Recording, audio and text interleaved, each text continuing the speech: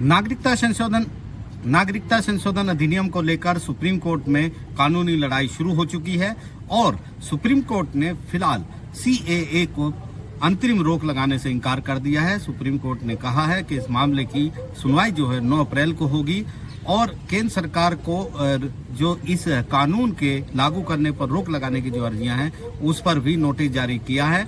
Supreme court में chief justice D Y Chandrachud की bench ने कहा है कि याचिकाकर्ता रोक लगाने की जो अर्जी है उस पर अतिरिक्त दस्तावेज जो है वो 2 अप्रैल तक दाखिल करें और फिर 8 अप्रैल तक केंद्र सरकार अपना इस पर जवाब दे। काफी गर्मा गर्म ये बहस हुई। यहाँ पर याचिकाकर्ताओं की तरफ से कपिल सिब्बल, इंदिरा जयसिंह और कुछ वकील पेश हुए और उन्होंने मांग की कि तुरंत सुप्रीम कोर्ट को इस मामले में दखल देना चाहिए और सीएए के लागू करने पर रोक लगानी चाहिए।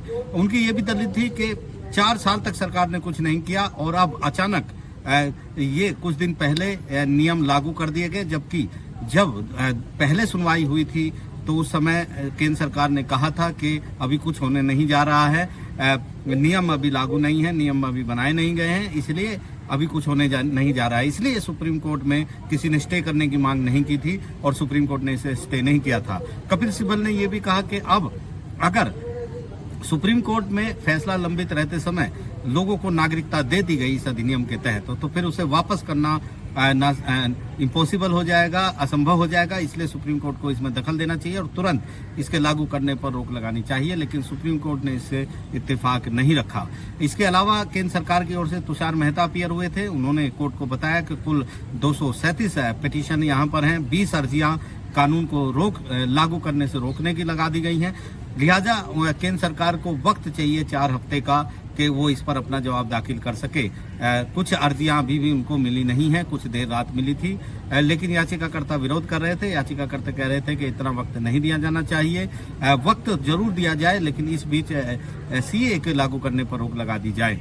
तो यहाँ पर कई मुद्दे उठाए गए। ये भी कहा गया कि नॉर्थ ईस्ट के कई स्टेट्स में, जिसमें आसाम, मिजोरम, मेघालय, त्रिपुरा शामिल हैं, ट्राइबल एरिया को छूट दे दी गई है। ऐसे में इस कानून को जो है फिलहाल लागू नहीं किया जा सकता, ये असंवैधानिक है, ये भेदभाव करता है, ये भी कहा गया। तो सुप्रीम कोर्ट ने कहा कि इस मुद्दे पर हम सुनवाई जरूर करेंगे।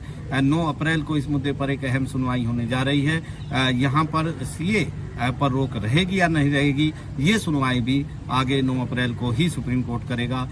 सबसे अहम बात यह 2019 से ही लगातार पिटीशन दाखिल होती आई थी इस मुद्दे पर। 2022 सितंबर में आखिरी बार सुनवाई हुई थी। केंद्र सरकार ने पहले प्रारंभिक जवाब दाखिल करके सीए का बचाव किया था।